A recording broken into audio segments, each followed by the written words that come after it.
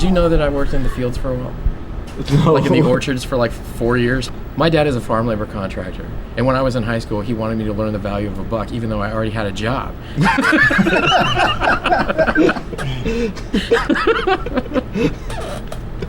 So he's like, son, it's time for you to do some work. And I'm like, okay, this is what we're gonna do.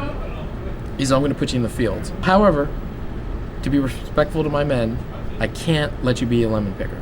I'm gonna have to give you the job that none of them want.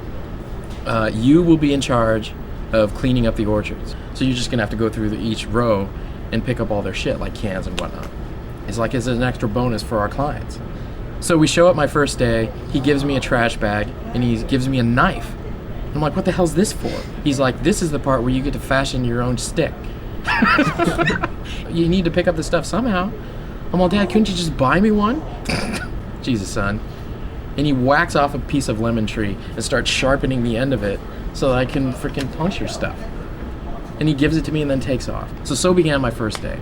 And I'm, whacking away. And I'm freaking clearing out cobwebs. Oh, I have to clear out cobwebs that are in between the trees. Anyway, at the end of the day, I walk out to like the main aisle. There's like all these side aisles and then main aisle in the center. I walk out in the main aisle and I look to my right and I see 200 of my dad's men barrel-assing in my direction, like running like their lives depended on it.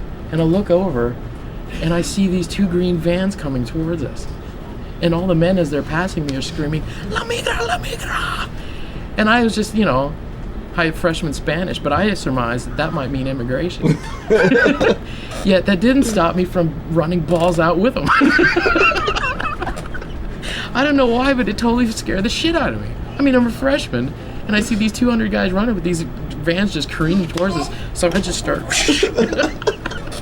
I'm passing them all up. So they kept going forwards to their cars, but my dad had dropped me off, so I didn't have a car, so I just, jackknifed on the ride, hoping they'd follow the crowd, which they did. And I really don't know what happened after that, because you just hear some sirens, and then you hear some a little bit of commotion, and then it was dead silent. And I'm like, standing there. So my dad inevitably comes back, looking for me, and I'm not coming out to see who the hell it is. So finally, I hear, boy! He calls me boy, which is great. So I was just like, I'm like, oh shit. I'm all, hey, Dad. He's like, what the hell are you doing? A, why didn't you call? Well, Dad, I don't have a cell phone. Okay, B, our foreman said that he saw you booking it in front of the freaking crowd. What are you running for? I'm all, Dad. I'm trying to explain to him.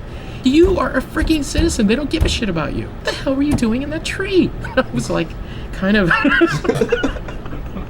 He's like, what the hell do you think that they were going to do? And I was just like, so blah, blah, blah. So that's that one.